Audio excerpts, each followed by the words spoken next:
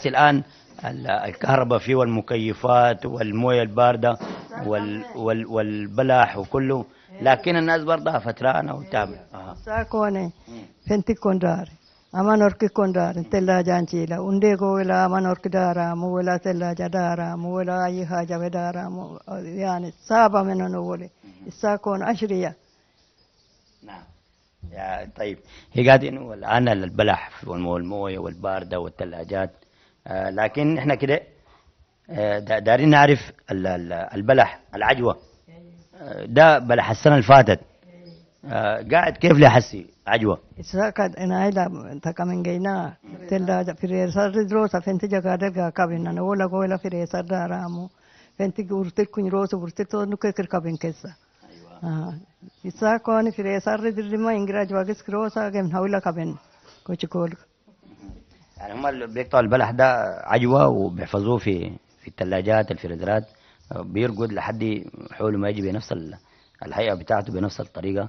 الآن زي ما أنت بتشاهد عزيزي المشاهد، هو بلح عجوة طبيعي جدا، ما فيه أي مواد حافظة، نحن ناكله إن شاء الله، ما بنخلي فيه حاجة، بناكله كله ده.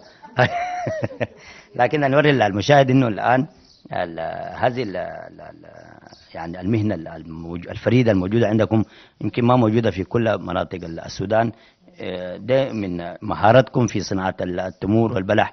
انتم بتحفظوا التمر بهيئته بطريقته من غير ما تضيف له اي مواد حافظة او اي مواد اخرى، وده كلام جميل. بالثلاجة بالفريزر كمان ثلاجة ما في اي بلا انا بصير برتيرو كنيروس او برتين تورتون كجدا كير فنتي كابين كيسانا ولا إسا كون في رئاسة رجلوس إنجل كوتش كوركا كم نولا نفهم كابين. لكن ما كان بكون يعني ما بكون بلا عجوة زي ده، كان بينشف. لما كان بيحفظوه في القسيبة زي ما قالت، بيحفظوه في القسيبة وبيغطوه بالرماد عشان ما يسوس. يعني أنا داير أوري المشاهد إنه الناس ديل في ذلك الزمن كان عندهم يعني فكر، يعني فكر اقتصادي كبير جدا، إنه الناس ديل بيحفظوا البلح في أواني بدائية اللي هي القسيبة، أصلا هي مصنوعة ذاتها مش من القسيبة، اللي هي من الطين ولا الروس بتاع البهايم وكده، وبيحفظوا البلح في القصيبة وبيدوا رماد عشان ما يسوس، وبيرقد لحد حوله او اكتر، يعني لغايه ما السوق يبقى كويس ونازل بيع البلح. يعني ده ذكاء منهم كبير، وده فهم كبير جدا. انا بشكرك حبوبه فاطمه، وفي الاخير انا دارك تسلمي على اولادك البرة في السعوديه والفي الخرطوم والفي دنقله، هم الان بيشاهدونا، سلمي عليهم.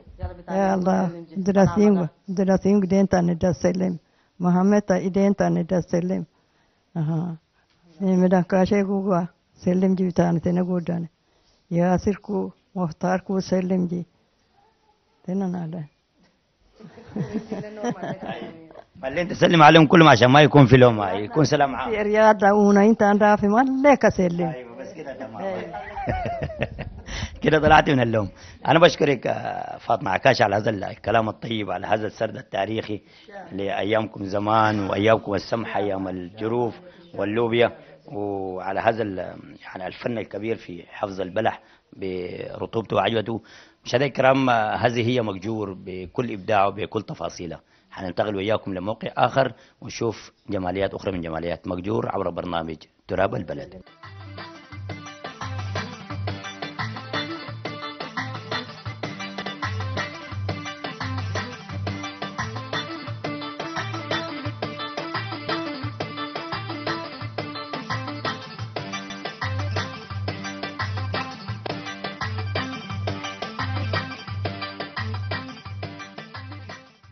مشاهدينا الكرام، من خلال تجوالنا داخل تراب بلد مقجور وداخل الجزيرة، التقينا بعمنا وأخونا عبد المجيد محمد عبد المجيد، وعبد المجيد محمد عبد المجيد حيحدثنا. بداية عبد المجيد كده سلم على المشاهد الكريم ونرجع لمحاور كلام.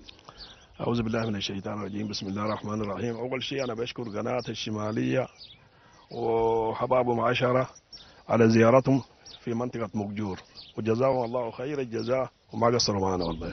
طيب، الله يديك الصحة والعافية أخونا محمد عبد المجيد محمد عبد المجيد.